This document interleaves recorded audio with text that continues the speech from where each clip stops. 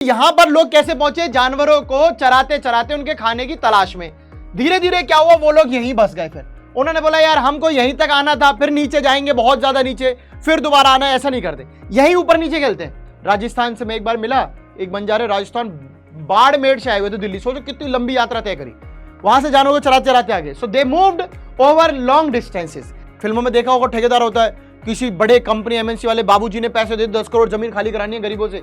यहां पर भी कुछ ऐसा ही है, जानवरों की जमीन छीन ली। ब्रिटिशर्स ने बोला ये जो मर्दाना दिखा रहे थे, मर्द जो थे, इनको बोलो इतना दर्द करेंगे तोरा को, ये अगर अगले दिन से रेड किया ना, जानवरों का लूटपाट किया, धमकाया किसी को, ये नहीं चलेगा। हाय एवरीवन, क्या हाल चाल है आप सभी के? सो कैसे हैं आप लोग? कैसी चल रही है आप लोगों की पढ़ाई? उम्मीद करता हूं कि आप लोग फिट होंगे, फाइन होंगे और अपने त्योहारों में, अपनी पढ़ाई में आने वाले सारे इश्यूज, सारे बैकलॉग्स को क्लियर करके आए होंगे। आज का ये लेक्चर आपको अपने त्योहारों के बाद, यानी कि फेस्टिवल्स की जो लीव्स मिली थी आपको, उनके बाद आने वाला फर्स्ट लेक्चर है ना?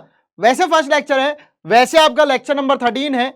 आज की ये जो लेक्चर है वो काफी खास है, स्टेट बोर्ड के लिए बहुत ज्यादा खास है। मैं ये जानता हूं कि आप शुरुआत में कहने वाले हैं कि सर ये सीबीएसई के हमारे एग्जाम में नहीं आ रहा है तो हम इसे क्या करें। बच्चों, स्टेट बोर्ड वाले भी हमारे ही अपने बहन भाई हैं, उनकी भी हमें सोचना है। इसीलिए ये चैप्टर खासकर स्टेट बोर्ड वालों के लिए आज मैं आपके बीच में लेके आया हूं, one shot pastoralist in the modern world. Book में इतना बड़ा चैप्टर है, इतना लेंथी चैप्टर है, ये बात मैं जानता हूं, बट हम इसे बहुत प्यार से पढ़ेंगे और सिर्फ दो ही बातें सुननी है। एक तो हमें समझना है पूरी कहानी में क्या पेस्टोरलिस्ट, पेस्टोरल बोले तो नोमैड्स, नोमैड्स बोले तो जो एक जगह से दूसरी जगह मतलब चरवाहे होते हैं ना, आते जाते रहते हैं। शेपर्ड्स होते हैं जो भेड़ बकरियों को एक जगह से दूसरी जगह ले जाते रहते हैं, वो लोग। दूसरा क्या पढ़ने वाले हैं?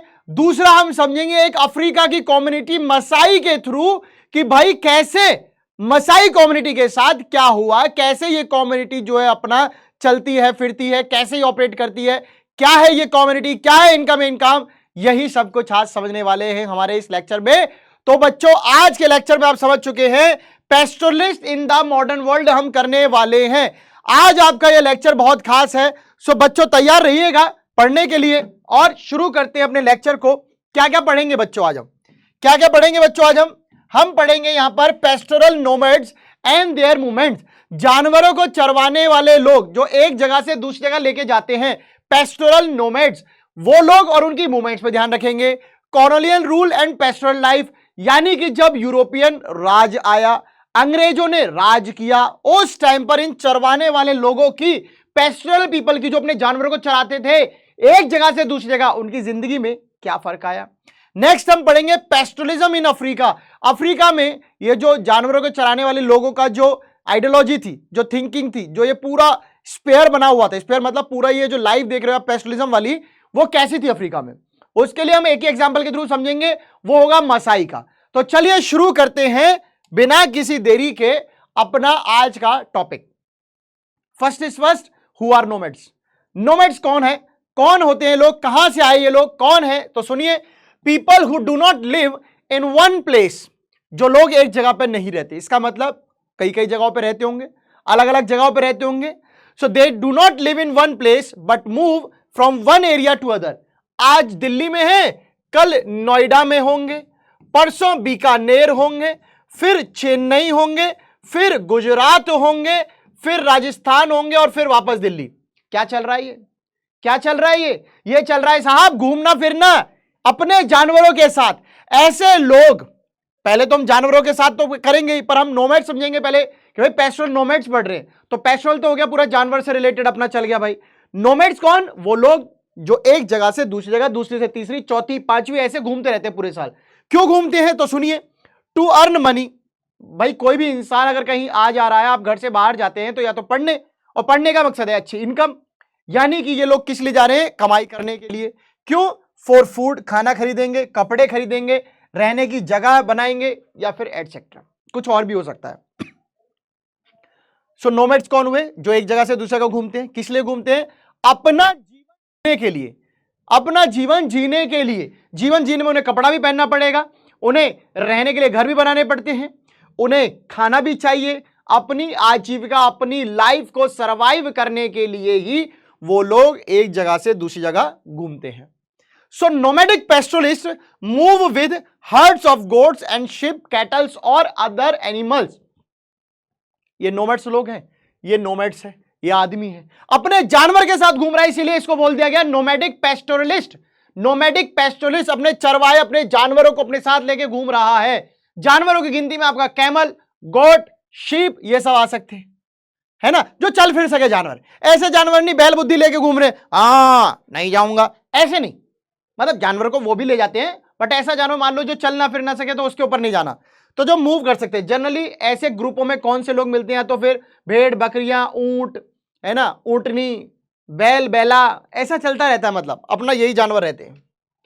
Pastoral nomads and their movements. अब इनकी बात सुन लीजिए, जो ये लोग थे और इनकी मूवमेंट कैसी होती थी। तो पहली बात सुनिए, हम शुरू करते हैं पर्वत से। हम शुरू करते हैं बच्चों पर्वतीय इलाकों से, है ना, ऊपर पहाड़ी उन इलाकों में ज्यादातर वहां पे ही होते हैं। तो कैसे देखेंगे उनमें सुनिए। पहाड़ी इलाका मतलब सबसे ऊपर का जम्मू कश्मीर, ठीक है। जम्मू कश्मीर में आपको मिलते हैं गुज्जर बक्कड़वाल्स। ये कौन है? कम्युनिटी है। गुज्जर आपने सबने सुने होंगे। गुज्जर बक्कड़वाल्स जो नहीं जानते तो सुन लीजिए। गुज्जर बक्कड़वाल जानवरों को चराने वाली पहाड़ियों में पाई जाने वाली एक कम्युनिटी है। मेनली ये मुस्लिम्स होते हैं, मेनली ये मुस्लिम्स होते हैं। So they are the herders of goats and sheep. ये किन जानवरों के झुंड को लेके चलते हैं? किन जानवर के झुंड को लेके चलते हैं बच्चों? गोट एंड शीप, बकरी और भेड़ के गुट को लेके ये चलते हैं। तो इस तरीके चलते जाते ऐसे करके अपना निकल लेते आराम से। तो ये बकरी और भेड़ को चराते रहते हैं। Many of them migrated to this region। बहुत सारे लोग आए थे यहां पर, किस लिए? In search of pastures for their animals। एक इंसान ने मान लो दिल्ली से अपने जानवर को चराना शुरू किया, चरते चरते चरते पहुंच गए पहाड़ियों तक, अब वो वहीं टिक गए। अब जब अच्छा खासा खाना मिल रहा है, फिर मूवमेंट क्या को करनी है? अब उसी एरिया में इंटरनल मूवमेंट होगी। तो यहां पर लोग कैसे पहुंचे? जानवरों को चराते चराते उनके खाने की तलाश में। धीरे धीरे क्या हुआ? वो लोग यहीं बस गए। फिर उन्होंने बोला यार हमको यहीं तक आना था, फिर नीचे जाएंगे बहुत ज्यादा नीचे, फिर दोबारा आना, ऐसा नहीं करते, यहीं ऊपर नीचे खेलते हैं। अप्पा जप्पा जब्बा इधर ही ठुकवाएंगे। वैसा है जानवरों का ऐसा तंबू ठोका, तू इधर बन जा रहे, तू उधर बन जा, सब जानवरों को उधर ठोक ठाक लिया अपना। मतलब तंबू देखेंगे हमने भाई, टेंट गाड़ते ना ऐसा, सर्दी में कहाँ घर बन रहे हर जगह, तंबू ऐसे ठोका ठाकी करी, अपना वही जानवर खुद रहने लग गए, धीरे धीरे स्टैब्लिश्ड हो गए। Now they moved annually between summer and winter grounds. अब उन्होंने क्या किया? अब भाई ऊपर तो सर्दी है, हर समय तो वो वहां पे नहीं रह सकते। तंबू जो गड़ाया था उन्होंने, अब भैया तंबू को पैक करो, नीचे की तरफ चल रहे हैं। सर्दियों में नीचे भाग जाते थे, गर्मियों में ऊपर आ जाते थे। विंटर का मौसम और समर में जो उनका आना जाना लगा रहता था। सर्दियों में लोग क्या करते थे? जब बर्फ पड़ती थी, they lived with their hertz on the low hills of Shivalik range. Himalaya पर्वत की जो पड़ी थी शिवालिक रेंज, उसकी लोअर हिल्स में रहने आ जाते थे। क्यों? सबसे ऊपर बहुत ज्यादा बर्फ, बहुत ज्यादा ठंडा। जानवरों को खाने के लिए चाहिए, चरने के लिए चाहिए भाई घास फूस, पेड़ पौधे की पत्तियां, ये सब, उन पर जम गई बर्फ। अब जिस जानवर के हिसाब की वजह से आप ऊपर आए थे, उसको खाने के लिए कुछ नहीं है, फिर तो वो मर जाएगा। इससे अच्छा इसको नीचे लेके चलो। ऊपरी पहाड़ी से नीचे की तरफ लेके आ गए। क्यों? ऊपर बर्फ है। सो ऊपर जब बर्फ पड़ती थी वो लोग नीचे आ जाते थे, और जैसे bye the end of April यानी कि गर्मी आ गई, वो भाई साहब फिर से नीचे से ऊपर की तरफ मार्च करना शुरू कर देते। कदम कदम बढ़ाए जा, ऊपर की ओर चलते जा। तो इस तरीके से वो पूरे काफिला लेके, अपनी भेड़ बकरियों को, अपने बीवी बच्चे सबको लेके ऐसे करके पहुंच जाते थे ऊपर। तो क्या हो रहा है? सर्दी में ऊपर से नीचे आने का और गर्मियों में नीचे से ऊपर जाने का। इस तरीके से उन्होंने मूवमेंट को अपनी जारी रखा। So with the onset of summer, जब गर्मी आती थी तो बर्फ पिघलती थी, बर्फ पिघलती थी भाई साहब, पर्वत पे जो बर्फ थी वो पिघलती थी, और पर्वतों के आसपास हरियाली नजर आती थी। देखा नहीं, एक झमुंडा सा बालक, बाल बिखरे हुए, नहा धो के एकदम बाबूजी लग रहा है।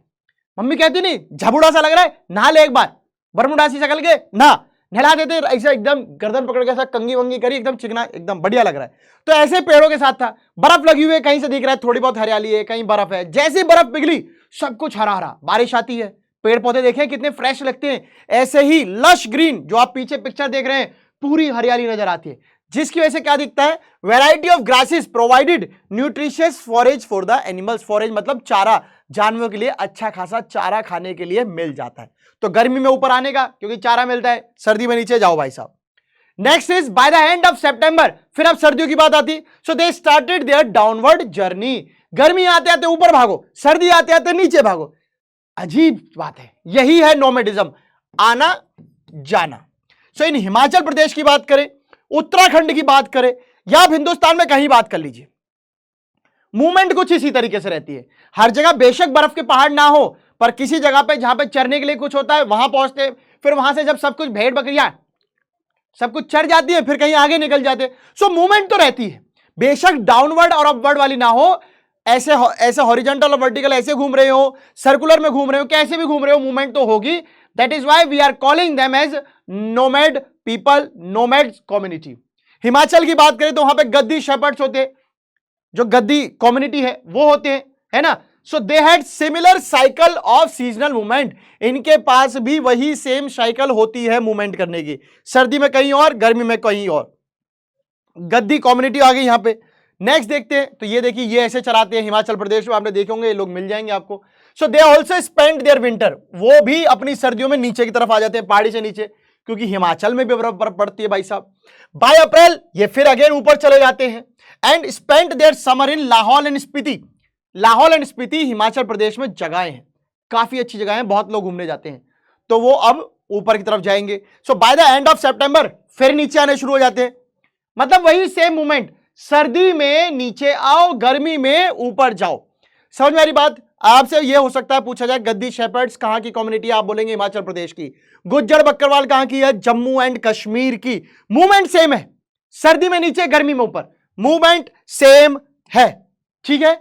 सो ऑन द वे जब वो अपने रास्ते जाते हैं, दे वंस अगेन स्टॉप्ड, वो रुकते हैं उन्हीं गांव में, किसमें, लाहौल एंड स्पीति में। जब गए थे लाहौल स्पीति में रुक कर गए थे, जब आ रहे हैं लाहौल और स्पीति में रुक कर आ रहे हैं। भाई साहब कर क्या रहे हो वहां पे, ऐसा आना जाना कोई चेकिंग है क्या, कोई टोल टैक्स है क्या, है नहीं। जब गए थे फसल उगा के गए थे, जब आ रहे हैं फसल काटेंगे। So reaping summer harvest and sowing winter crop, आओ समर में क्रॉप काटते जाओ, गर्मी में उगाने की छोड़ जाओ, फिर गर्मी में आओ उसे काट के जाओ, समर के लिए उगा के छोड़ जाओ। मतलब समझ रहे हो आप समझ रहे हो, जाओ तो उस मौसम की फसल करके जाओ, जब तक वो बड़ी, जब आप लौटोगे तो उसे काटने लायक हो जाए, फिर वो बोते आना, फिर जब इधर से जाओगे तो इसको काटते हुए जाना। सो इस तरीके से तब वो नीचे उतरते हैं, फसल को बोते हुए जाते हैं, फिर काटते हुए आते हैं, फिर उधर से बो दी, फिर इधर से जब जाएंगे फिर काटेंगे। समझ में आ गई बात, समझ में आ रही बच्चों। ईस्ट की बात करें तो गढ़वाल और कुमाऊं जो उत्तराखंड में है, वहां पर भी गुज्जर है, जो भी अपने जानवरों को चलाते हैं, कैटल अपने जानवरों को झुंड में लेके चलते हैं। So they also came down in dry forest of Bhabar, Bhabar Terai वही एरिया, जंगल जो होते हैं, सूखे सूखे जंगलों की तरफ, कंटीले जो पेड़ जैसे, उस तरफ आ जाते हैं। इन विंटर तो ड्राई फॉरेस्ट की तरफ आ जाते हैं इन विंटर में, क्यों, सर्दियों में सुकून नहीं है तो सूखे गर्म की तरफ चलते हैं, थोड़ा थोड़ा गर्म की तरफ चलते हैं। जैसे ही समर आती है बोग्याल्स की तरफ भागते हैं, वही हाई पीक की तरफ फिर निकलते हैं, फिर से हाई पीक की तरफ निकलते हैं, ठीक है। तो समर में वो बोग्याल्स की तरफ जाते हैं। So the cyclonic movement also observed in many pastoral communities. इस तरीके की साइक्लोनिक जो आप मूवमेंट देख रहे हैं, सीजनल मूवमेंट जो देख रहे हैं कि भाई सर्दी में जाना, गर्मी में आना, फिर गर्मी में जाना, सर्दी में आना, ये कई पेस्टोरल कम्युनिटी में देखने को मिलती है। यानी कि जैसे कि आपने गुज्जर बकरवाल पढ़ा, गद्दी पढ़ा, कुमाऊं का पढ़ा, और भी भारत में रहने वाली जितनी जानवरों को चराने वाली पेस्टोरल कम्युनिटीज है वो यही करती है। लाइक आपका भोतिया, शेरपा, किन्नौरीज, ये सब बच्चों कम्युनिटीज हैं। All of them had to adjust to seasonal changes, मौसम के हिसाब से सब एडजस्ट करते हैं। कैसे करते हैं कि भाई सर्दियों में नीचे की तरफ आ जाते हैं, गर्मियों में फिर पहाड़ी के ऊपरी इलाकों में चले जाते हैं। And make effective use of available pasture in different places, और एडजस्ट करते हैं अपने जानवरों को कि भाई जो ये चरने के लिए जितनी जगह थी इसी में एडजस्ट कर लो। क्योंकि आप मान लो कहीं पहाड़ी एरिया में गए, अब वहां आपके जानवर का पेट नहीं भर रहा, तो आप दूसरी जगह जाओगे, फिर तीसरी जगह, फिर चौथी जगह, तो अब ज्यादा ही नोमैडिज्म में चलेगी। तो नोमैड्स ऐसा नहीं कि पूरे भारत में घूम रहे हैं, ऐसे तो फिर रोडों पे भी आपको देखने को मिल जाएंगे। आप कभी कभार शहरों में देखते होंगे कोई एक आधा ग्रुप भेड़ बकरी का आ गया, कोई एक आधा, नहीं तो नॉर्मली वो क्या करते हैं, अपने ही एरियाओं में जो है वहीं पर ही अप डाउन खेल रहे होते हैं। नेक्स्ट देखते हैं, on the plateaus, plains and desert, यानी कि राजस्थान, उत्तर प्रदेश, बिहार, मध्य प्रदेश, ये वाला एरिया, और आपका प्लेट्यू यानी कि साउथ या सेंट्रल इंडिया से नीचे का जो हिस्सा है, उस एरिया में क्या होता है। तो ढंगर्स एक और पेस्टोरल कम्युनिटी है, कहां की है, महाराष्ट्र की है। ढंगर्स कहां की कम्युनिटी है बच्चों, महाराष्ट्र की है। कहां रहते हैं, सेंट्रल प्लेट्यू में रहते हैं, जो आपने ये एरिया देखा है, ये एरिया में रहते हैं। Most of them were shepherds, ज्यादातर जो है भेड़ चराने वाले, है ना, जानवर ऐसा भेड़ बकरी चराने वाले मिल गए। सम वर ब्लैंकेट वीवर्स, कुछ अपने कंबल बनाते हैं। अदर्स वर बफेलो हर्डर्स, कुछ भैंस बैल चराते हैं। तो इस तरीके से जो है आपको ये कम्युनिटी मिल जाएगी। ज्यादातर इस कम्युनिटी की आप पहचान देखेंगे, येलो कलर की टर्बन ये बांध के रखते हैं। Their population in this region is 4,67,000, यानी कि सेंट्रल एरिया में जो आप देख रहे हैं, सेंट्रल प्लेट्यू वाले एरिया में इनकी पॉपुलेशन 4,67,000 लोग हैं। ये एरिया काफी ज्यादा तो नहीं कहेंगे, बट आधा सूखा है। सेमी एरिड मतलब, एरिड मतलब होता है सूखा, जहां बारिश बहुत कम होती है। सेमी एरिड मतलब है बारिश होती है, बिल्कुल कम नहीं होती, बिल्कुल सूखा नहीं रहता। With low rainfall, low rainfall मतलब बच्चों रेनफॉल है बट कैसा है, लो है। Low rainfall and poor soil, खराब मिट्टी है, ज्यादा सपोर्ट नहीं करती एग्रीकल्चर को। So that covered with thorny scrub, इसीलिए वहां पे कांटे वाले पेड़ उगते हैं। And bajra could be sown here, क्योंकि बाजरा एक ड्राई फसल है, तो बाजरा वहां पर अच्छे से उग सकता है, जिसको ना ज्यादा अच्छी मिट्टी चाहिए, ना ज्यादा क्लाइमेटिक कंडीशन बेटर चाहिए, राइस एंड व्हीट की तरह नहीं है। तो सेंट्रल प्लेट्यू में आप बाजरा उगा सकते हैं, जो जानवरों के खाने के लिए बड़ा अच्छा होता है, गर्म करता है उन्हें। मॉनसून जो सीजन होता है, this area became a vast grazing ground. जब मॉनसून आता है तो ये एरिया अच्छा खासा खाने के लिए, जानवरों को चरने के लिए एक अच्छा ग्रेजिंग ग्राउंड में जाता है, चरने का एक ग्राउंड बन जाता है बड़ा। थोड़ी थोड़ी घास सब जगह होती है, इतनी घास हो जाती है जमीन पे, तो जानवर का तो पेट भर जाता है। अक्टूबर तक Dhangars harvested their bajra and move to west. तो डंगर्स क्या करते हैं, डंगर्स यहां जैसे महाराष्ट्र में सेंट्रल एरिया में उगा दिया, फिर वो वेस्ट की तरफ मूव कर जाते हैं कि जब तक आएंगे तब फसल हो जाएगी, है ना। सो रीच्ड कोंकण, तो ये पहुंचते का है कोंकण में पहुंच जाते हैं। आपने पढ़ा होगा कोंकण, कन्नड़, मालाबार, याद है कि नहीं?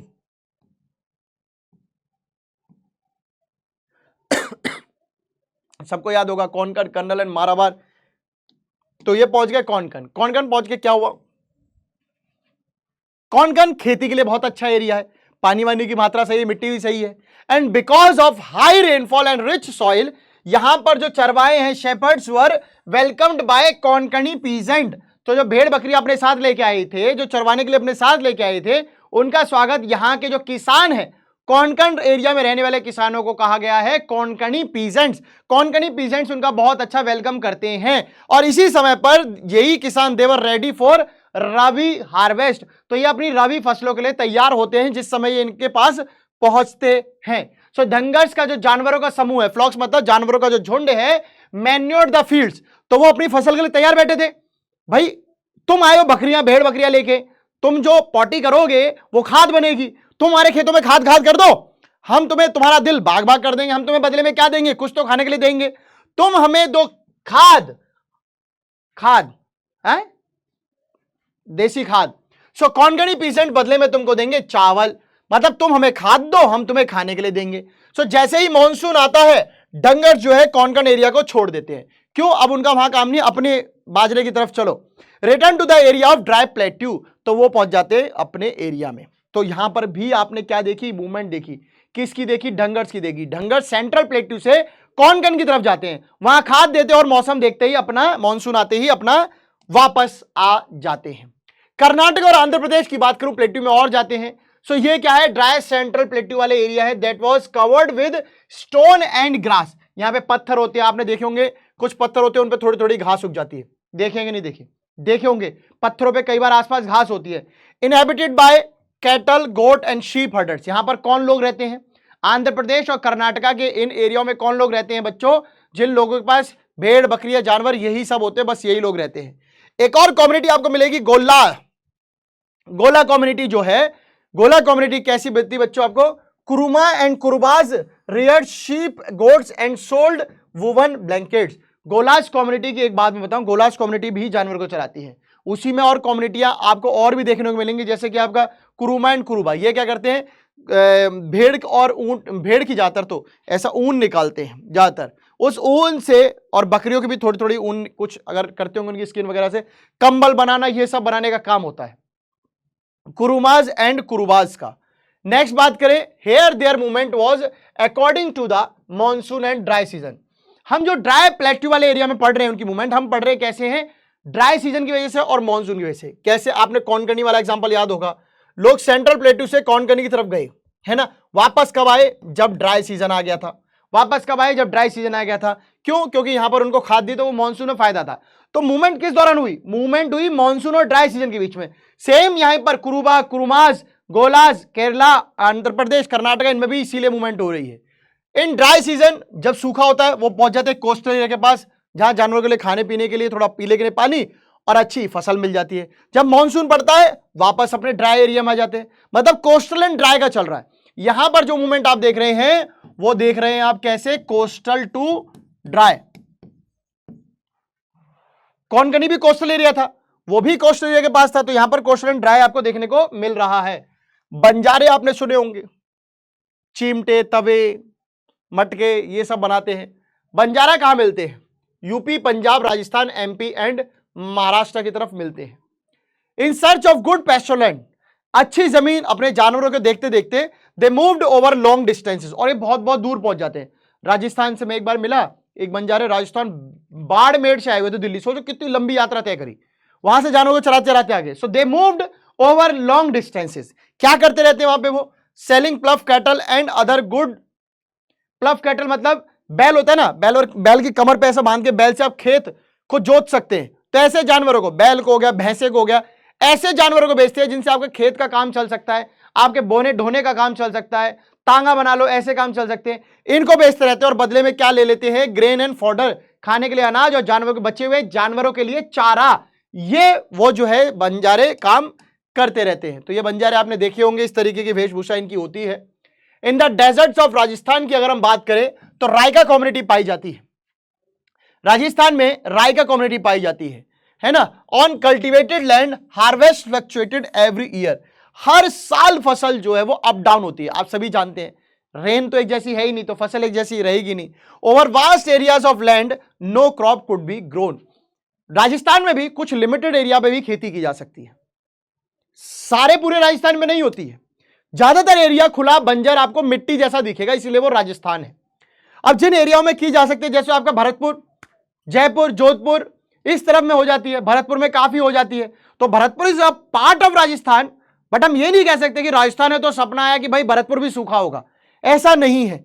तो ज्यादातर एरिया पे कोई फसल नहीं की जाती है। जब मानसून आते हैं तो जो रायका कम्युनिटी है, कहां की है वो? बाड़मेर, जैसलमेर, जोधपुर एंड बीकानेर। रायका कम्युनिटी कहां की है बच्चों? Barmer, Jaisalmer, Jodhpur and Bikaner. Double B J या फिर कह देंगे आप B double J B. Bikaner, Jaipur, Jodhpur और आपका बाड़मेर। ठीक है, ये जो लोग गांव में रहते हैं, क्यों रहते हैं? एज पेस्चर्स वर अवेलेबल।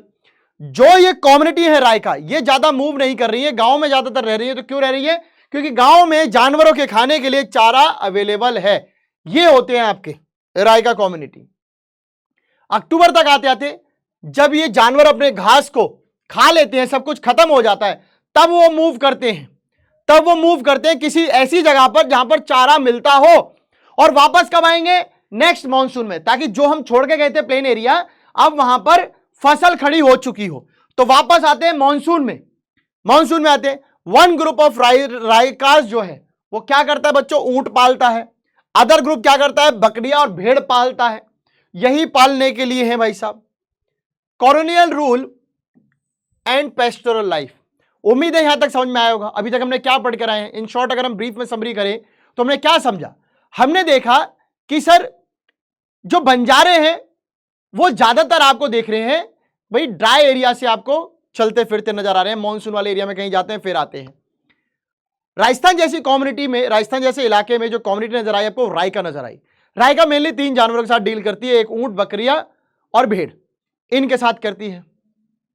जब हम हिमाचल प्रदेश में देख रहे थे तो आपने देखा कि भाई साहब आपको अच्छा खासा क्या मौसम मिल रहा है। हिमाचल प्रदेश हो, उत्तराखंड हो या जम्मू कश्मीर हो, तीनों में एक चीज कॉमन मिली। क्या कॉमन चीज मिली? कि भाई सर्दी पड़े तो आपको डाउन जाना है, शिवालिक के फुटहिल्स पर, शिवालिक से भी नीचे उतर जाओ, सब पहाड़ों में नीचे चले जाओ, सबसे नीचे चले जाओ, और जब गर्मी आए तो ऊपर आ जाओ। ये मूवमेंट उनका साइक्लिक मूवमेंट रहता था। आपको यह बताना है कुमाऊं कम्युनिटी हिमाचल की है, उत्तराखंड की है या फिर जम्मू कश्मीर की है, यह बताना है। नेक्स्ट क्वेश्चन आपके लिए है डंगर कम्युनिटी कहां की है? केरला, कर्नाटका, आंध्र प्रदेश, महाराष्ट्र, कहां की है? कोंकणी पीजेंट्स किसका स्वागत करते हैं दे वेलकम्ड डैश कम्युनिटी, किस कम्युनिटी का वो वेलकम कर रहे हैं। दूसरा, तीसरा, 4 क्वेश्चन हो गए आपके। एक क्वेश्चन आपके लिए ये है कि किस कम्युनिटी को नेचुरल मैन्योर के बदले राइस दिए जाते हैं बाय द कोंकणी पीसेंट्स। 5वां क्वेश्चन, जम्मू कश्मीर में पाए जाने वाली कम्युनिटी का क्या नाम है, पेस्टरल कम्युनिटी का क्या नाम है। एक और क्वेश्चन, मैं अगर सही बोल रहा हूं तो आप कमेंट सेक्शन में बिल्कुल यस लिखिएगा कि नोमैड्स बेसिकली सर्वाइव ही इसी बात पे है क्योंकि वो मूव कर पा रहे हैं। अगर नोमैड्स मूव नहीं कर पाते तो नोमैड्स सर्वाइव ही नहीं कर सकते थे। इज दैट ट्रू और नॉट, ये आपको बताना है। आगे आ जाते हैं कॉलोनियल रूल यानी सरकारी अंग्रेजी शासन और पेस्टरल की जिंदगी में क्या असर पड़ा। So under this the life of pastoral community changed dramatically, बहुत चेंज आया। क्या चेंज आया, जिन ग्राउंड पे वो चराते थे अपने जानवर को, दे नाउ देवर लाइक बहुत बहुत छोटे छोटे होते गए, बहुत छोटे छोटे होते गए, श्रैंक हो गए, सिकुड़ गए। 10 बीघा जमीन 1 बीघा जमीन में बदल गई। अंग्रेजों ने रूल ऐसे बना दिए चरने के लिए, अब आप चरवा ही नहीं सकते, तो आपको अपने घर के आसपास चराना है, तो ऑटोमेटिकली जमीन हो गई छोटी। ग्रेजिंग ग्राउंड श्रैंक हो गए, कम हो गए। मूवमेंट्स वर रेगुलेटेड, कोई अपने जानवर को यहां से लेके यहां जाता था, अंग्रेजी नजर रखते थे कि क्या कर रहा है। नेक्स्ट इज हैड टू पे इंक्रीज रेवेन्यू, उन्होंने बोला कि भाई पहले रेवेन्यू मान लो 2 रुपए था, अब तो 10 रुपए पे करना पड़ेगा, या कुछ नहीं भी था तो 10 रुपए पे करो, बढ़ा हुआ टैक्स पे करना पड़ रहा था। एग्रीकल्चरल स्टॉक डिक्लाइंड, एग्रीकल्चर में जो राइस चावल जो खाने पीने के सामान थे वो सब डिक्लाइन हो गए। क्यों, जब जानवर मूव नहीं करेंगे खाद नहीं जाएगा, चारा नहीं आएगा, जानवर को चारा नहीं मिलेगा, खाद नहीं होगा तो तुम्हारे लिए भी खाने के लिए नहीं होगा। भाई पहले कोई पैकेट के खाद थोड़ी मिलते थे। ऑर्गेनिक फार्मिंग क्या मतलब था, ऑर्गेनिक का मतलब था कि भाई जो आपने किया और जो जानवर ने किया मिलके जो धूम मचाई ना, उससे धूम मचा ले और भर भर के पेट खा ले, इस तरीके से चलता था। तो ये सब घटने लगा।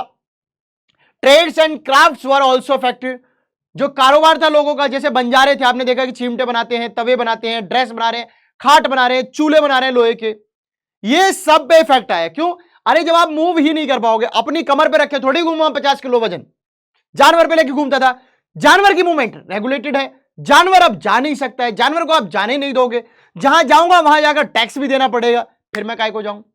तो इस तरीके से सब खत्म होने लगा। तो धीरे धीरे प्रॉब्लम पड़ते हैं। चलिए पहली प्रॉब्लम सॉल्व करते हैं, समझते हैं कैसी रही होगी लोगों के साथ। कॉलोनियल जो इलाका था वो क्यों परेशान कर रहे थे लोगों को, तो पहली बात सुनिएगा, पहली समस्या यह है, they wanted to transform all grazing land, जितनी भी जानवरों के चरने की जमीन थी मैं चाहता हूं कि वो बदल जाए किसमें, कल्टीवेटेड फार्म्स में, यानी कि जानवर को चरने के लिए जमीन ना बचे, उसमें खेती हो, कल्टीवेशन हो, फार्मिंग होनी चाहिए। ओके, क्यों चाहती थी वो ऐसा, क्योंकि उसे चाहिए थे पैसे, अंग्रेजों को सिर्फ पैसे चाहिए, और पैसे कैसे मिलते हैं, लैंड रेवेन्यू से। जानवरों को चरा के थोड़ी आपको वो पैसे देंगे, क्या हमारा जानवर थोड़ी, जा बेटा चर के थोड़ा वापस घर में आ जाइए। सो वो जमीन से इनकम चाहते थे, वही उनकी मेन सोर्स ऑफ इनकम थी, किसकी थी, अंग्रेजों की थी। इसके लिए जरूरी था कि वो कल्टीवेशन को बढ़ावा दे, क्योंकि किसानों से जमीन पर टैक्स लेना खेती के मामले में, तो खेती के लिए जमीन होनी चाहिए। तो उन्होंने बोला जमीन बढ़ाओ, और इससे क्या होगा, रेवेन्यू बढ़ेगा, इससे रेवेन्यू बढ़ेगा। सेम टाइम पे क्या होगा, प्रोडक्शन बढ़ेगी। अगर आप जानवरों के चरने के लिए जमीन ना देकर खेती करोगे, और खेती क्या होगी, जो हमारे काम की हो, जो अंग्रेजों को चाहिए था, जैसे कि आपका jute, cotton, wheat, other agriculture product जो यूरोप में डिमांड थी, उन चीजों को यहां प्रोड्यूस करवाया जा रहा था, जो इंग्लैंड में नीड थी, उन सबको प्रोड्यूस किया जाए। फिल्म की तरह सोचो, आप एक गुंडे हो, मतलब हो नहीं है, फिल्म की तरह सोच रहे हैं, डायरेक्टर, जैसे मैं डायरेक्टर हूं, आप हीरो, आपको मैं इसके बता रहा हूं, आप एक हीरो हो, और आपको सीधा सीधा क्या करना है, आप नहीं हीरो थोड़ी, हीरो तो अभी आए नहीं ना, गुंडे हो आप, तो गुंडे, सो आप गुंडे हो, विलन बनाया जा रहा है, भयंकर विलन।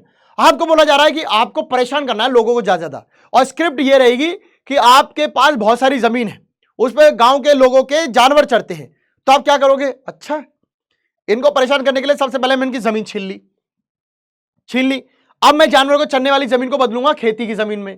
क्यों बदलूंगा, क्योंकि मैं तो गुंडा हूं, मुझे भाई पैसा चाहिए, मुझे पैसा चाहिए। और पैसा कैसे चाहेगा भाई साहब, जब वो जमीन पे खेती होगी, खेती करके मैं क्या करूंगा, मैं अपने देश भेजूंगा, यहां मेरी कमाई होगी, तो मैं अच्छा गुंडा बनूंगा। तो वही ये सब कर रहे थे।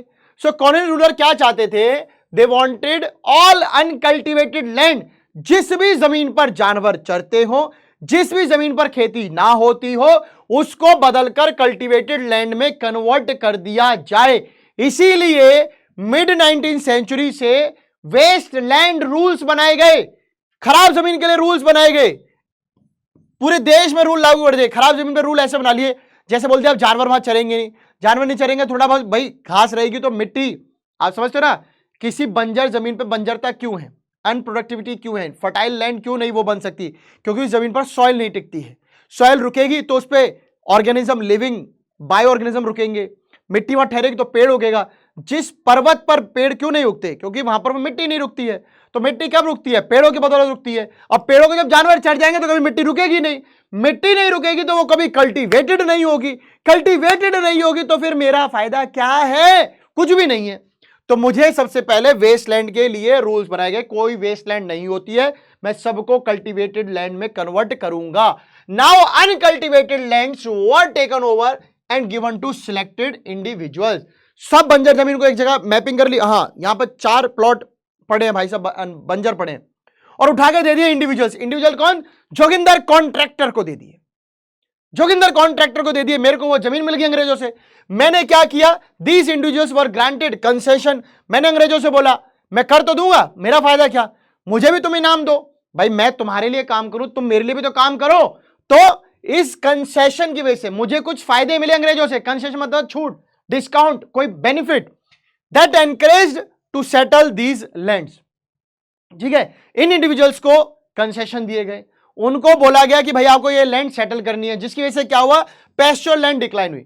फिर फिल्म की तरह सोचो, आप एक गुंडे हो, यानी कि आप एक ठेकेदार हो, फिल्मों में देखा होगा ठेकेदार होता है, किसी बड़े कंपनी एमएनसी वाले बाबूजी ने पैसे दे 10 करोड़ जमीन खाली करानी है गरीबों से।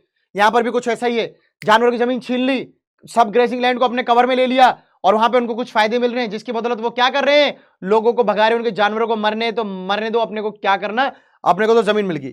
तो पैस्चर लैंड जो घट गई, ये एक हुआ। तो पहली प्रॉब्लम क्या थी, सारी की सारी वेस्टलैंड अनकल्टिवेटेड लैंड को कल्टिवेटेड लैंड में बदलना। सेकंड प्रॉब्लम सुनिए, various forest act were also been enacted in different provinces. Bharat के अलग अलग इलाकों में, अलग अलग डिस्ट्रिक्ट में रूल रेगुलेशन बना दिए, फॉरेस्ट एक्ट बना दिया। फॉरेस्ट एक्ट कैसे, अब जब गांव के लोगों ने देखा कि भाई जमीन पर नहीं चलने देगा, चलो जंगल बच्चे वहां चराते, अंग्रेज अच्छा हमको पागल बना रिया है, हमको तो पता ही नहीं उधर हरियाली है, वो भी हमारे काम के। तो फॉरेस्ट एक्ट बनाया, और through this act some forest produced commercially valuable timber. क्यों बनाया, अंग्रेजों ने देखा जंगल, ले जाओ ले जाओ ले जाओ। फिर किसी ने आगे बताया, जोगिंदर महाराज ने, कि अंग्रेज अंग्रेज, बोला हाँ, बोला वो तुमने जंगल में भेजा लोगों को खाने चरने के लिए जानवरों को, बोला हाँ, बोला तुम पागल हो क्या, गधे हो तुम, अंग्रेज बोला हाँ, मैंने बोला ए गधा बोल रहा अपने को, बोला ना ना ना ओगी सर ने मिस्टेक कर दिया, बताइए ओगी सर क्या किया जाए। मैंने समझाया उन्हें, जिस जंगल में तुम भेज रहे हो वहां पर एक अच्छी खासी लकड़ी मिलती है, लकड़ी मिलती है जिसका टिम्बर है, टिम्बर लकड़ी मिलती है, जिससे तुम्हारे पानी के जहाज बन सकते हैं, रेलवे के ट्रैक बिछ सकते हैं, बहुत सारे काम हो सकते हैं। अंग्रेज कह रहा है अच्छा मिस्टेक कर दिया, ए रोको रे, फॉरेस्ट एक्ट लगाया, इन पे सब पे लगा दो, कोई जंगल में नहीं जाएगा। तो वहां पर कई सारी लकड़ियां, टिम्बर लाइक कई सारी लकड़ियां, जैसे कि टिम्बर लकड़ियां मिली, देवदार एंड साल की लकड़ियां, देवदार साल के बेड बनाए, स्लीपर बनाए। तो टिम्बर मतलब ऐसा लकड़ी मिल रही है, वैल्यूएबल टिम्बर लकड़ी मिल रही, बहुत कीमती लकड़ी मिल रही है, देवदार और साल जैसी मिलने लगी। इसलिए अंग्रेजों ने इन रिजर्व को, इन फॉरेस्ट को कर दिया रिजर्व। रिजर्व मतलब यहां पर परिंदा भी पर नहीं मार सकता, इस तरह की कहानी, कोई नहीं जाएगा बिना परमिशन के। तो इन जंगलों को अब रिजर्व फॉरेस्ट डिक्लेयर कर दिया गया। बाकी फॉरेस्ट को कैसे कैटेगराइज किया गया भाई साहब, कैसे कैटेगराइज कर रहे हैं, प्रोटेक्टेड, इनको बचाना है, इनमें तुम जाओगे नहीं, इनको बचाना है। ठीक है, some customary granting rights of pasturage were granted. Customary rights मतलब कुछ लोगों को अधिकार दे दिया, चलो ठीक है दया खाते थोड़ा सा, ओगी सर ने बोला इसलिए तुम दिन के 1 घंटे चलाओगे, पर इस एरिया में चलाओगे, उतने एरिया में नहीं चलाओगे। मतलब कि अपनी मर्जी के अकॉर्डिंग किस आदमी को कितना चराने का अधिकार मिलेगा, 1 घंटा 2 घंटा 2.5 घंटा वो दिया, कितने हिस्से में चलाओगे वो बताया। कस्टमरी मतलब चुनिंदा, ऐसे बोलते ना, ये कस्टमरी डिजाइन है। जैसे आप मान लो पिज्जा लेने गए, तो कंपनी तो अपनी तरफ से एक पिज्जा बना के देती है, आपने बोला मुझे कस्टमरी पिज्जा चाहिए, तो बोला सर बताइए कि इसमें चीज ज्यादा डाल देना, इसमें कॉर्न निकाल लेना, पनीर ज्यादा भुरक देना, इसे छिड़क के मारना मेरे मुंह पर है इसमें, और इसको तुम्हें तेल में नहीं तलना है। तो बोले अच्छा क्या करना है, पेट्रोल में तलो इसको, मेरे को बहुत आग है खाने की पेट्रोल की। तो ये हो गया कस्टमरी पिज्जा, अपने हिसाब से बनाया हुआ रूल।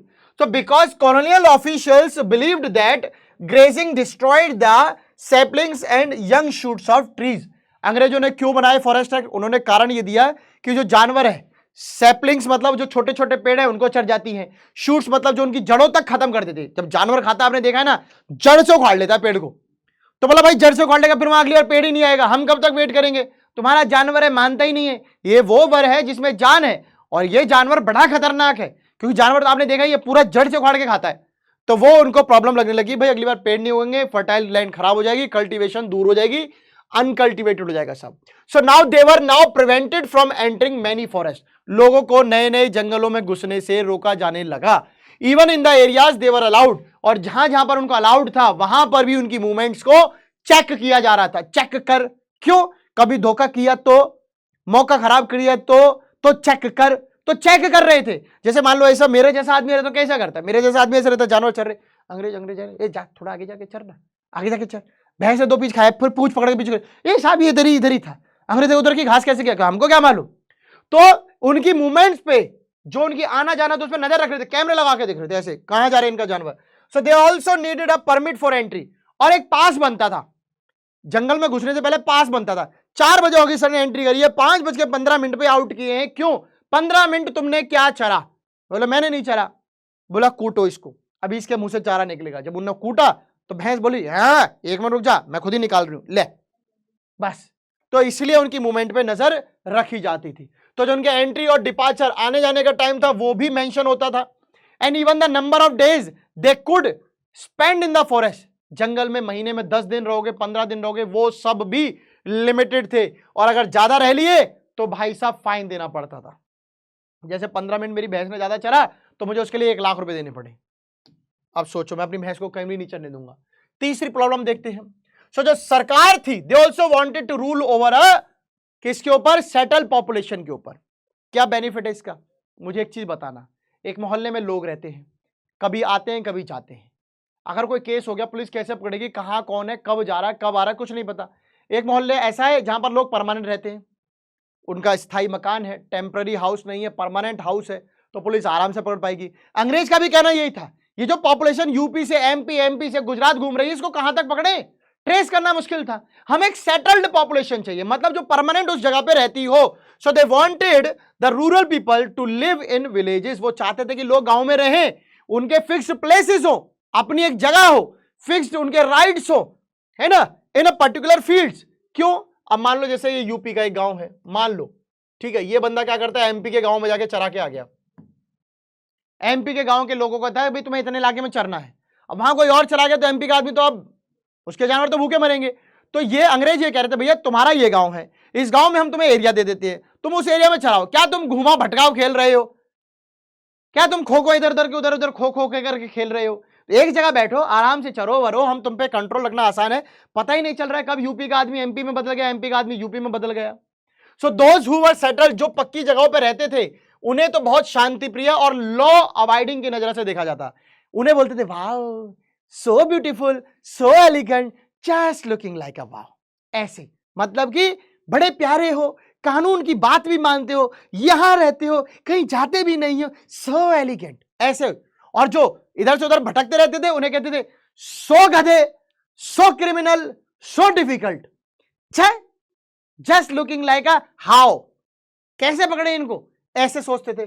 सो इन 1871 कॉलोनियल सरकार ने एक एक्ट बनाया जिसका नाम था क्रिमिनल ट्राइब्स एक्ट। भाई इनको पकड़ना, इनके लिए एक एक्ट बनाया, क्रिमिनल ट्राइब्स एक्ट। इन लोगों को पकड़ना है जो इधर से उधर हो रहे हैं। इस एक्ट के थ्रू क्या हुआ, बहुत सारी कम्युनिटीज, क्राफ्ट्समैन जो छोटे मोटे मटके बना लेते थे, छोटे मोटे व्यापारी थे जो जानवर को चराते थे, उन सभी को कह दिया गया ये क्रिमिनल ट्राइब्स हैं, ये वो प्रजाति जनजाति हैं जो क्रिमिनल है। क्यों? ये वाव नहीं होना चाहते, ये हाव रह रहे। हमने बोला तुम उधर रहो, जस्ट लुकिंग लाइक अ वाव की तरह रहो। इन्होंने बोला नहीं हम तो नहीं रहेंगे, तो बोले तुम क्रिमिनल हो। इस एक्ट के बाद these communities were not allowed to move out without permit. और इनको इस तरीके से बोला गया कि भाई अगर आपने यहां से वहां गए तो हम आपको गिरफ्तार करके बंद करके पीटेंगे, आप क्रिमिनल हो, आप बिना परमिशन के नहीं जा सकते। जैसे कैदी होता है ना जेल से बिना पुलिस की परमिशन के नहीं जा सकता, ऐसे ये भी नहीं जा सकते, ऐसे ये भी नहीं जा सकते। फोर्थ प्रॉब्लम क्या थी भाई साहब सुनिए। So to increase its revenue income, अंग्रेजों को चाहिए पैसा, उनको लगाना पड़ता था इसके लिए टैक्स। किस किस चीज पर टैक्स लगाते थे? जमीन पर, नहरों के पानी पर, नमक पर, चीजों के लेन देन पर, जानवरों के घूमने पर। इसकी वजह से क्या होता था? पैस्टोरलिस्ट हैड टू पे टैक्स ऑन ग्रेजिंग। पैस्टोरलिस्ट जब अपने जानवरों को चराने के लिए जाते थे उन्हें टैक्स देना पड़ता था, क्योंकि जानवरों की मूवमेंट हुई है, एक टैक्स। जानवर ने जमीन पर चराया, दूसरा टैक्स। तुम आ गए दूसरे से इलाके में, तीसरा टैक्स। टैक्स पर टैक्स दो। सो इसीलिए ग्रेजिंग टैक्स लाया गया कि जमीन को जो जितना चरेगा उतना टैक्स उसे देना पड़ेगा। सो टैक्स पर head of cattle went up rapidly. पर हेड का मतलब यह है कि जो जानवर को चराने के जो मुखिया थे, हर इंसान, हर जो मुखिया था उस पर टैक्स बढ़ा दिया गया। तुम्हारे पास 10 जानवर हैं, आज 10 रुपए दे रहे हो, कल बेटा मुखिया तू 20 देगा, टैक्स बढ़ा दिया गया। और 1850 से 1880 तक, इन 30 सालों में the right to collect the tax was auctioned out to contractors. तो धीरे धीरे उन्होंने, जो ये सरकार पहले टैक्स वसूल कर रही थी, इनकम होने लगी, लोग तितर बितर बहाने लगे, तो उन्होंने बोला यार हमको कलेक्शन क्यों करनी है, हम काय को बेवजह करें, हम कॉन्ट्रैक्टर ठेकेदार रख देते। यहां पर भी ठेकेदार रख दिए गए। सो ये जो ठेकेदार थे, अब इनकी जिम्मेदारी बन गई टैक्स कलेक्ट करना। अब ये फिर वही गुंडे बन जाओ तुमको मालिक को पैसा देना है और गरीब से लेना है। बीच में तुमने बोला धोखा दूंगा। अब धोखा कैसे दोगे? मालिक ने बोला 20 रुपए लाना है, मालिक ने बोला 40 रुपए लाना है, वो बेचारा अंग्रेज से पंगा नहीं लेगा। तुमने उठाया 40 लिया, 20 इधर अपनी जेब में, 20 उधर मालिक को, 20 का मुनाफा। सो ये लोग बहुत बहुत ज्यादा टैक्स कलेक्ट करने लगे, जिसकी वजह से इनको फायदे होने लगे।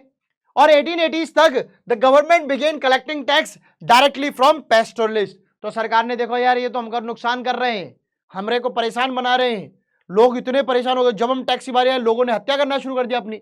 लोग टैक्स देने से मना कर रहे हैं, बोले हमने ऑलरेडी इतना टैक्स दे दिया है। सरकार कह रही किसको दे दिया है, हमारे पास तो आए नहीं। तो सरकार ने बोला बिचौलिए कटाओ, गद्दारी कर रहे हैं ये लोग, खुद टैक्स लेने लग गए। लोगों को पास दे दिए गए। जंगल जहां जानवर चरने के लिए जाते थे, चरवाने वाली जमीन पर, ग्रेजिंग मतलब जानवर के चरने वाली ट्रैक मतलब एरिया पर जाते थे, उनके जाने से पहले उनको पास दिखाना पड़ता था। इस पास पर उनके पास कितने जानवर हैं, कब वो जा रहे हैं, कब वो आएंगे, कौन से जंगल के किस एरिया में जाएंगे, कितने समय तक रहेंगे, ये सब कुछ लिखा होता था उस पास पर।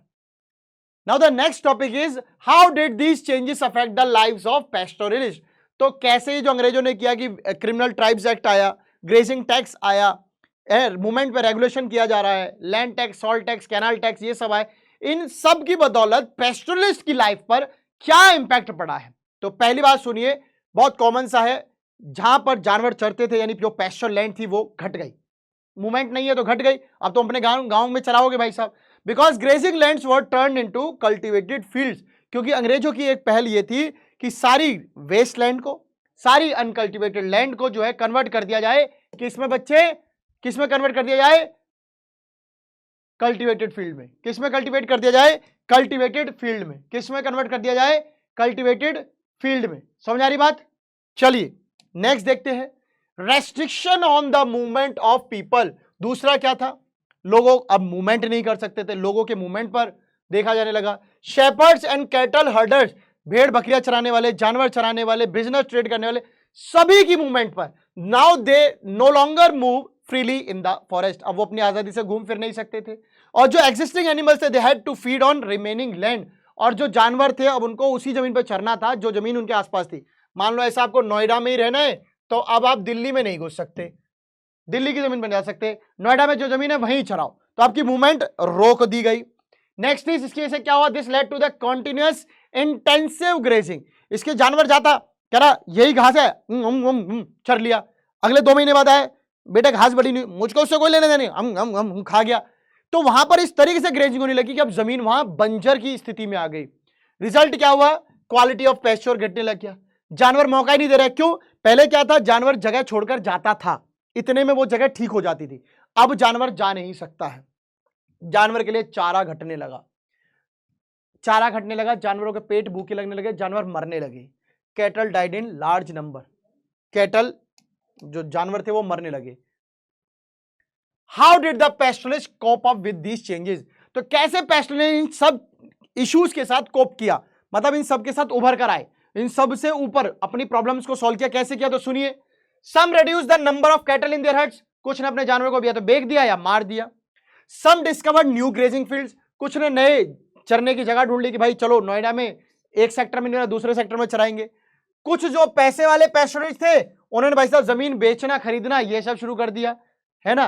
क्या नोमैडिक लाइफ ही छोड़ दी, क्योंकि कुछ जो ठेकेदार बीच में बने थे उन्होंने जो पैसा कमाया था उससे जमीन बेचना, कुछ और फसल, कुछ और व्यापार करने शुरू कर दिए, जानवरों का ये जो है छोड़ दिया।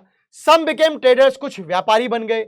बहुत सारे गरीब जो है वो अमीरों से पैसा ले लेके अपनी जिंदगी चलाने लगे, क्योंकि जानवर तो अब मर रहे हैं, जानवर के चरने के लिए जमीन नहीं है। और बहुत सारे गरीब जो है वर्कर एज अ लेबर की तरह काम करने लगे, शहर शहर जाकर बोले भाई साहब हम काम कर लेंगे। जैसे आपने देखा होगा बहुत सारे बंजारे गोलास जो है ना दिल्ली यूपी बिहार में काम कर रहे हैं, भाई खाने के लिए जब जानवर नहीं है तो अब अपना आगे कुछ और काम देखेंगे। सो कंक्लूजन क्या निकल के आता है बच्चों, when pasture lands in one place was close to them, जब एक जगह पर जानवर के चरने की जमीन को उनके लिए रोक दिया गया कि अब तुम यहां नहीं चढ़ सकते, तो क्या होता है तो सुनिए। दे चेंज देयर मूवमेंट, उन्होंने अपनी मूवमेंट चेंज करी, भाई दाएं से बाएं कुछ और करो। Reduce the size of herd, अपने जानवरों को मारना शुरू कर दिया। जानवर की एक्टिविटी के साथ साथ कुछ और काम धंधे शुरू कर दिए। भाई कुछ दिन जानवर चरा रहे हैं, वहीं उनका बच्चा जानवर चरा, बेटा चल ठीक है शहर में आ गए जानवर चरा रहे, मैं जब तक मिस्त्री का काम या लेबर का काम कुछ ना कुछ मैं कर लेता हूं, ये सब करने लगे। तो इस तरीके से जो है चीजें मूवमेंट बदलने लगी। लोगों ने कैसे कोप किया कि भाई कुछ और काम कर लेते हैं, जमीन छोड़कर जाने लगे, कुछ और ने अपने जानवर मार दिए, इस तरीके से कोप अप किया। बात करते हैं पेस्टलिज्म इन अफ्रीका। अफ्रीका में पेस्टलिज्म का क्या हाल था, पेस्टोलैंड का यहां कैसा था, तो सुनिए ध्यान से। Over 22 million Africans depend on some form of pastoral activity for their livelihood. अपना जीवन जीने के लिए 22 मिलियन अफ्रीकन इस पेस्टोरल एक्टिविटी पर जिंदा थे, जानवरों के ले जाना आना, उनको बेच देना, उन पर चराना, उनको खाना, इस तरीके से रहते थे। इसमें कौन कौन सी कम्युनिटी थी, Bedouins, Berbers, Maasai, Somali, Boran and Turkana. ये वो कम्युनिटी थी जो कि अफ्रीका की कम्युनिटी है, जो पेस्टोरल कम्युनिटी कह सकते हैं जिनमें हम सिर्फ आज की एक कम्युनिटी के थ्रू समझेंगे जो है मसाई। बहुत ही इंपॉर्टेंट, बहुत ही खास कम्युनिटी है, उसी के थ्रू हम पूरे केस को समझेंगे। ये लोग अपने जानवरों को पालते थे, जिसमें ऊंट, बकरियां, भेड़ ये सब शामिल थे। बात करते आगे, दे ऑल्सो सेल, वो उनका दूध, मीट, एनिमल स्किन, वूल सब बेचते थे। भेड़ की ऊन, बकरी का अपना स्किन, उसका मीट, उसके अपना दूध, ये सब बेचते थे। तो some also earn through trade and transport, कुछ लोग ट्रेड एंड ट्रांसपोर्ट के थ्रू भी खरीदते थे। भाई अपने जानवरों का सामान इधर से रखा, उधर जाके बेच दिया, उधर से लाया इधर बेच दिया, है ना, जानवर भी बेच दिया, साबुत जानवर भी बेच दिया, वो सब। And others combine pastoral activity with agriculture, कुछ क्या करते थे, जब तक जानवर चल रहा है, साल 6 महीने चरेगा, तब तक वहां खेती कर ली, कुछ अपने खाने के लिए भी हो गया, जानवर के लिए भी हो गया। एंड कुछ सारे लोगों ने वहां पर कुछ अलग अलग काम भी शुरू कर दिए। भाई चलो जानवर जब तक चल रहे हैं, तंबू वंबू गाड़ा, जानवर वहां चल रहे हैं, बगल में चौधरी साहब का खेत था, वहां जा उनके खेत में लेबर के रूप में काम कर लिया। तो ये सब जो है ये काम करने लगे। Where have the grazing lands gone, तो यहां पर जो ग्रेजिंग लैंड्स है वो कहां गए। सो इसमें हम समझेंगे एक कम्युनिटी के थ्रू जिसका नाम है मसाई, जो कि ईस्ट अफ्रीका में रहती है। साउदर्न केन्या में इनकी संख्या 3 लाख है। तंजानिया में इनकी तनखा नहीं, संख्या 1.5 लाख है। मसाई बेसिकली ईस्ट अफ्रीका में पाई जाने वाली एक मेजर कम्युनिटी है। अंग्रेजों के आने से पहले मसाई जो जहां पर रहते थे, जिसे मसाई लैंड कहते थे, वो एक बड़ा एरिया था जो कि नॉर्थ केन्या से लेकर कहां तक फैला हुआ था, नॉर्दर्न तंजानिया तक। स्टेपिस क्या होता है बच्चों, ये ग्रासलैंड के नाम है, जैसे हम इसे इंग्लिश में ग्रासलैंड कह रहे हैं, वहां पर इसे स्टेपेस कहते थे। अफ्रीका में इसको स्टेपेस कहा जाता है, स्टेप्स कहते हैं कुछ लोग, स्टेपेस कह लो, स्टेप्स कह लो। ग्रासलैंड है, घास के मैदानों का एक नाम है स्टेप्स, ठीक है। In the late 19th century European powers slicing up the region into different region. जब 19th सेंचुरी में जब यूरोपियन पावर आ गई तो उन्होंने इस हिस्से के टुकड़े कर दिए, northern Tanzania, Africa, eastern Africa, western Africa, इस तरीके से पूरे एरिया को बांटना शुरू किया। 1885 में मसाई लैंड जो है वो 2 हिस्सों में बट गया, एक ब्रिटिश केन्या जिसमें अंग्रेजों का अधिकार था, दूसरा जर्मन तंगनयिका, 2 हिस्सों में बट गया। 1885 में मसाई लैंड 2 हिस्सों में बट गया। जो अच्छा घास फूस वाला इलाका था वो तो भाई साहब गोरों के रहने के लिए हो गया। सुंदर सुंदर वो देखा नहीं, ऐसे सब पहाड़ बने हुए हैं, वहां पे ऐसा हट डाल के एकदम से वो हट भरी बातें कर रहे हैं अंग्रेजन से, तोहरे बिना हमारा जीना लगे कि चल पगला, ऐसी बात कर रहा। अच्छे अच्छे एरिया ले लिए अंग्रेज गोरों ने। मसाई को कहां ढकेल दिया कि भाई साहब छोटे से एरिया में रहेंगे, साउथ केन्या की तरफ और नॉर्थ तंजानिया की तरफ वो लोग रहने लगे। मतलब अच्छी जमीनें अपने पास, खराब जमीनें इनको दे दी। मसाई इस तरीके से अपनी अच्छी जमीन का 60% जो पार्ट है वो गोरों के हाथ में चला गया। और अब वो एक ऐसे एरिया में रह रहे थे जो कि काफी सूखा, जहां पर खेती नहीं होती थी, जहां पर बारिश का कोई अता पता नहीं था और खेत भी जानवरों के खाने के लिए अच्छे नहीं थे। हम बात कर रहे हैं नॉर्थ तंजानिया की और ईस्ट अफ्रीका की। वहां पर इनकी हालत टाइट कर दी गई। फ्रॉम लेट 19वीं सेंचुरी तक ब्रिटिशर्स कॉलोनियल गवर्नमेंट ने क्या किया ईस्ट अफ्रीका में, तो सुनिए। They encourage local pheasant communities, local किसान थे उनको प्रमोट किया। क्यों? कि आप कल्टीवेशन कीजिए। यहां पर भी अगेन वही हो रहा है, वेस्ट लैंड, अनकल्टिवेटेड लैंड को कल्टीवेशन में बदला जा रहा है। उसकी वजह से क्या हो गया, जो जानवरों के चरने की जमीन थी वो भी कल्टीवेटेड फील्ड में आ गई। यानी कि हमें तो सिर्फ और सिर्फ रोजगार, हमें अपने खाने से मतलब है, हमें अपनी इंग्लैंड को बचाना है। तुम अपनी ऐसी तैसी कराओ, उसमें हमें कोई लेना देना नहीं है। सो जो बड़े बड़े एरिया थे जहां पर जानवर चरते थे, now also turn into game reserve. अब वहां निशाने लगा रहे हैं, गोल्फ खेल रहे हैं, हॉर्स राइडिंग हो रही है, ये सब करने लगे, ये सब होने लगा। So Maasai Mara and Samburu National Park in Kenya and Serengeti Park in Tanzania, ये वो पार्क बनाए इन्होंने गेम्स के लिए। कहीं पोलो खेलेंगे, कहीं हॉर्स राइडिंग होगी, ये बनाए। So that means loss of finest grazing grounds and water resources that created pressure on small area of land. अब जमीन छोटी हो गई, अच्छी अच्छी जगह, उसमें भी जो बढ़िया जमीन थी वो अपने गेम के रिजर्व के लिए बना लिए। प्रेशर आ गया इन छोटे एरियाओं में कि भाई अब इन्हीं में जानवर चराओ, इस कम्युनिटी को भी रहना है। The borders are closed. अब समस्या सुनते जाइए, क्या क्या समस्या है। बॉर्डर बंद हो गए। पहले तो ये था भाई एक ही देश है तो देश में तो आप कहीं भी जा सकते हैं ना, इंडिया में। अब सुनिए, भारत में कहीं भी जाना हो, यूपी, एमपी, बिहार, छत्तीसगढ़, झारखंड, चेन्नई, गुजरात, कर्नाटका, मध्य प्रदेश, जम्मू कश्मीर, हिमाचल प्रदेश, उत्तराखंड, हरियाणा, पंजाब, सिक्किम, मणिपाल, मिजोरम, कहीं भी जा सकते हैं। यहां क्या बॉर्डर क्लोज है, नहीं जा सकते। फ्रॉम द लेट 19वीं सेंचुरी कॉलोनियल सरकार ने बोला क्या कि अब तुम एक जगह से दूसरी जगह नहीं जा पाओगे। ना the people were forced to live within confined और लिमिटेड स्पेस। मतलब तुम यूपी के हो तो यूपी में ही रहोगे, तुम बिहार नहीं जा सकते, तुम दिल्ली नहीं जा सकते। तो अब तुमको एक कन्फाइंड मतलब एक बंद ही जगह पे रहना पड़ेगा। Pastoralist were not allowed to enter the market in wide areas. जहां अच्छे अच्छे बाजार थे, जहां सुंदर सुंदर बाजार थे, अब वहां तुम नहीं जा सकते। In many regions they were also not allowed to trade. और कई जगहों पे तुम व्यापार नहीं कर सकते। मतलब पूरी ये हो रहा है कि भाई तुम यहीं बंद करके रहोगे। White colonial used black labor to bore mines, build roads and towns. फिर गोरों के अलावा अफ्रीकन आपने ज्यादातर देखा है, आई एम सॉरी टू से, बट उनका कलर व्हाइट नहीं है, व्हाइट नहीं है। तो ये बात के ऊपर आपने अफ्रीका में पढ़ा है कि नेल्सन मंडेला जी ने अपार्थाइड, इस रेसिज्म के खिलाफ खासी लड़ाई लड़ी है। तो जो गोरे लोग थे इन्होंने क्या करा, जो ब्लैक पीपल होते थे, जो नेटिव्स थे, वहां के जो लोकल लोग थे, उनसे तो माइन खुदवाते थे, रोड बनवाते थे, मतलब वो नौकरी वाला काम कराते थे, लेबर टाइप, बाकी सब अपने काम हो रहे हैं। तो restriction under colonial rule did not entirely stop their trading activities. अंग्रेजों ने चाहे लाख चाहो, वो लोग नहीं माने थे, धीरे धीरे हो रहे थे, but they were now subject to various restriction. लोग करते हैं मूवमेंट, जानवर एकदम से कोई नहीं रुकता अपने देश में, भाई मर जाएंगे, कट जाएंगे, क्या होगा, भिड़ना ही अंग्रेजों से। धीरे धीरे मूवमेंट कर रहे थे, बट क्या था, जैसे वहां पे जंगलों में पास मिला तो अंग्रेज ने बोला ठीक है चलो परमिट करते, पर थोड़ी थोड़ी बहुत लिमिटेड रेस्ट्रिक्शंस के साथ मूवमेंट हो रही थी। Next is when pastures dry.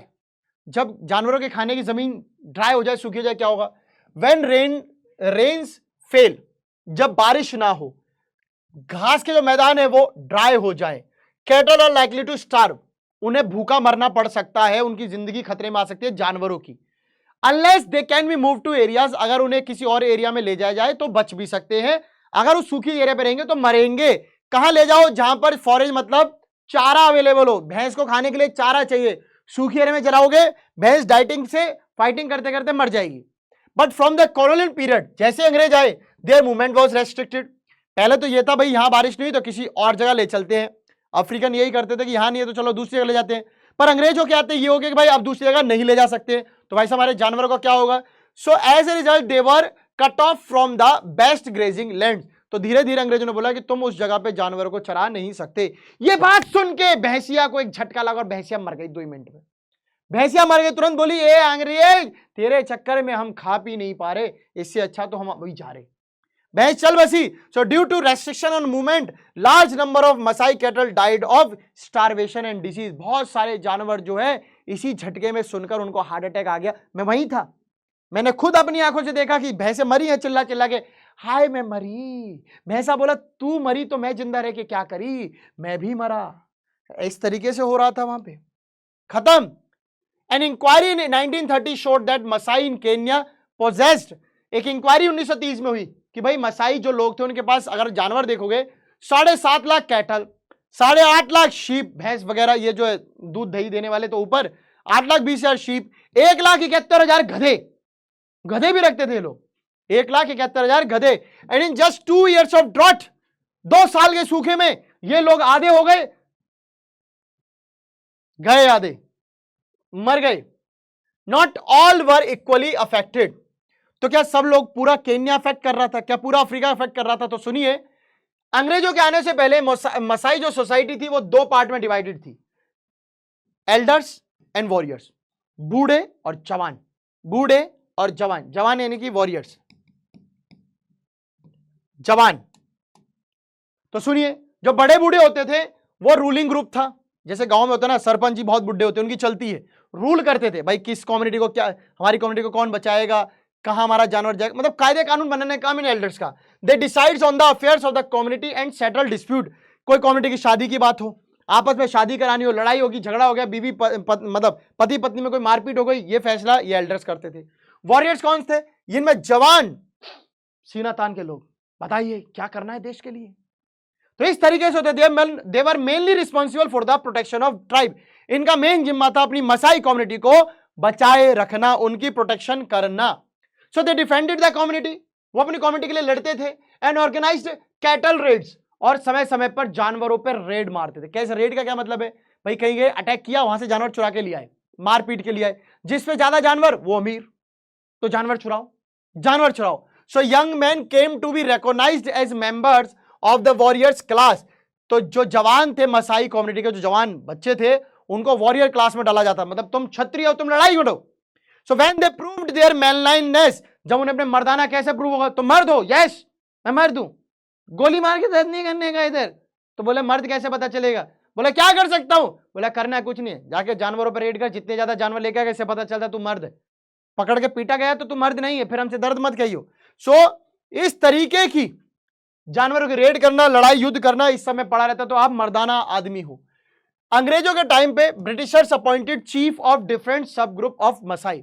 जैसे होता है हिंदू, हिंदू में आपका गुप्ता हो गए, अरोड़ा हो गए, शर्मा हो गए, वर्मा हो गए, जाट हो गए, गुजर हो गए, यादव हो गए, तमाम कम्युनिटी से, इन सब कम्युनिटी के एक एक मुखिया खड़े कर दिए अंग्रेजों ने। ऐसी मसाई में अंदर जो सब ग्रुप थे उन सबके हेड बना दिए, एंड उन्हीं को जिम्मेदार बनाया गया कि भाई साहब आपको अपनी प्रजा, अपनी ट्राइब को लेके चलना है, आप मुखिया हो, इनके लेके चलना है। Britishers impose restriction on raiding and warfare.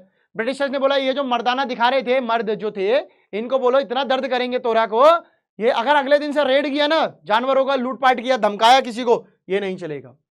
Chiefs appointed by Britishers, जो मुखिया किसने लाए थे, ब्रिटिशर्स लाए थे। अब उनके पास धीरे धीरे संपत्ति आने लगी, किसके पास, मुखियाओं के पास। अंग्रेजों ने उनको जिम्मेदारी दी, उन्होंने जिम्मेदारी का गलत फायदा उठाया। दे हैड रेगुलर इनकम, उनकी इनकम रेगुलर हो गई, जिससे वो क्या करते थे, जानवर खरीदना, जमीन खरीदना, सामान खरीदना, ये सब करने लगे। धीरे धीरे वो जो है जाके शहरों में बस गए, अंग्रेजों की बदौलत शहरों में बस गए, गरीबों को पैसा उधार देने लगे, है ना, और धीरे धीरे इस तरीके से वो बिजनेस में शामिल हो गए। चीफ मौका देखे तो देखो अंग्रेजों को, अंग्रेजों ने मौका दिया और इन्होंने धोखा दिया। पर इनकी जो वाइफ्स और जो इनके बच्चे थे वो गांव में रहते थे, क्यों, क्योंकि जानवर को कौन देखेगा, धंधा पानी नहीं छोड़ने का, अंग्रेजों ने बिजनेस दिया, वो तो एक एक्स्ट्रा काम कर रहे हैं, जानवर नहीं छोड़ने का। सो लाइफ ऑफ पुअर जो थी वो प्रॉपर डिफरेंट थी। यहां पे याद करो हम क्या पढ़ रहे थे कि क्या पूरा अफ्रीका एक जैसा इंपैक्ट हुआ था, तो हम तक यहां तक क्या पढ़ा, नहीं, यहां पर इंपैक्ट आपको गरीब को देखने को मिल रहा होता। जिन चीफ्स को ब्रिटिशर्स ने अपॉइंट किया वो तो मौज में है, तो पूरा अफ्रीका एक जैसा इफेक्ट नहीं था बच्चों, सिर्फ गरीब। अब गरीब की सुनिए, उनके पास इतना भी नहीं होता था कि जब ड्रॉट आया, सूखा आया, तो अपने आप का जीवन चला पाते। गरीब ने सफर किया, जब जब लड़ाइयां हुई अंग्रेजों के साथ, इन्होंने ही अपना सब कुछ खोया लगातार। And they had to go looking for work in the towns, और उन्हें कई बार अपनी जिंदगी, अपने जानवर त्याग कर, अपना घर छोड़कर शहरों में जाना पड़ता था कुछ काम करने। Social changes in Maasai society जो है दो लेवल पे देखा गया। सोसाइटी में चेंज, सोसाइटी में क्या चेंज देखा गया कि रिच और पुअर के बीच में तो डिफरेंस बहुत हो गया। ये गरीब भटक रहा है काम की तलाश में शहरों में, पैसा नहीं है, और वो मौज कर रहा है अमीर क्लास। दूसरा क्या, जो ट्रेडिशनली डिफरेंस था एज के बेस पर, जिसे हम कह रहे थे बूढ़ा और जवान, एज के बेस पर जो डिफरेंस था वो भी अब डिस्टर्ब हो गया। क्यों? बड़े बूढ़ों का पता नहीं, जवानों का पता नहीं, अंग्रेजों ने तो उठा के चीफ कर दिए। अब तो यहां चीफ चीफ चल रहा है, यहां तो एल्डर और वॉरियर चल ही नहीं रहा है। तो जो परंपरा थी वो भी खत्म हो गई। समझ में आई कि नहीं आई बात? तो क्या हम ये कह सकते हैं कि मसाई में या अफ्रीका में, मसाई कम्युनिटी या अफ्रीका में सब लोग एक जैसे इंपैक्ट हुआ? नहीं, रिच को फायदा मिला है, पुअर को फायदा नहीं मिला है। अंग्रेजों ने वही फूट डालो राज करो चलता रहा है। मसाई कम्युनिटी में दो तरीके के इंपैक्ट दो लेवल पे देखने को मिले। एक तो ये कि भाई एल्डर ओल्डर, ये डिफरेंस खत्म कर दिया इन्होंने। रिच और पुअर के बीच में एक बड़ी खासी अच्छी लाइन खड़ी हो गई। सो ये सब हमने देखा। उम्मीद है कि आप लोगों को चैप्टर समझ में आ गया होगा प्यारे बच्चों। मिलूंगा एक नेक्स्ट लेक्चर के साथ जिसमें आपका फॉरेस्ट सोसाइटी रह गया है, बाकी सब आपके टॉपिक्स खत्म हो चुके हैं। उम्मीद है आज का लेक्चर बहुत अच्छे समझ में आया होगा। मैंने आपको इंडियंस कम्युनिटी, जहां पे आपको जम्मू कश्मीर, महाराष्ट्र, आंध्र प्रदेश, कर्नाटका, राजस्थान, ये इनके बारे में पढ़ाया। कौन कनी पीसेंट से कुछ क्वेश्चन भी पूछे। उसके बाद मैंने आपको अफ्रीका का सीन बताया। अफ्रीका के सीन में हमने देखा बेदौइस, तुर्कमान और आपका क्या कहते हैं तंगनयिका और आपकी मसाई, इन कम्युनिटीज के बारे में मैंने आपको बताया। उसमें हमने मसाई कम्युनिटी के बारे में ज़्यादातर पढ़ा कि मसाई कम्युनिटी किस तरीके से इंपैक्ट में आया, मसाई कम्युनिटी के साथ क्या हुआ। तो अगेन वही सब चीज़ें थी कि जानवर मूव नहीं कर सकता, ग्रेजिंग लैंड्स नहीं रहेंगी, वेस्टलैंड को और अनकल्टिवेटेड लैंड को कल्टिवेटेड लैंड में तब्दील किया जाएगा, कन्वर्ट किया जाएगा। उनके जानवरों पे मूवमेंट उस तरीके से नहीं हो सकती, होगी तो पास के थ्रू होगी, वो भी लिमिटेड टाइम पे होगी। Number of animals, number of kettles, number of herders, time, departure, सब कुछ मेंशन होता था। मसाई कम्युनिटी में एक जैसा इंपैक्ट नहीं आया था। जब अंग्रेजों के आने से पहले जब जमीन सूखी होती थी तो वो वहां चले जाते थे, जहाँ जमीन गीली होती थी जानवरों के लिए अलग अलग जमीन ढूंढ लेते थे। बट आफ्टर कॉलोनियल टाइम या ड्यूरिंग कॉलोनियल टाइम्स ये सब मुमकिन नहीं था, पॉसिबल नहीं था। उनके जानवर मरे, उनकी जमीन खत्म होगी, लोगों ने काम छोड़ के कुछ और काम कर लिए, शहरों में आ गए, तमाम प्रॉब्लम्स रही, एक जैसा इंपैक्ट नहीं था, वो भी मैंने आपको बताया। तो मिलेंगे एक नए लेक्चर के साथ, तब तक के लिए बाय बाय, टेक केयर। उम्मीद है कि आप लोग इस लेक्चर को एंजॉय करेंगे। आने वाले लास्ट लेक्चर के लिए बने रहिएगा। अब तक के लिए बाय, टेक केयर। अपने माँ बाप का ख्याल रखिए बच्चों, परेशान मत कीजिएगा। उनका प्यार भरा उनको सबको नमस्कार।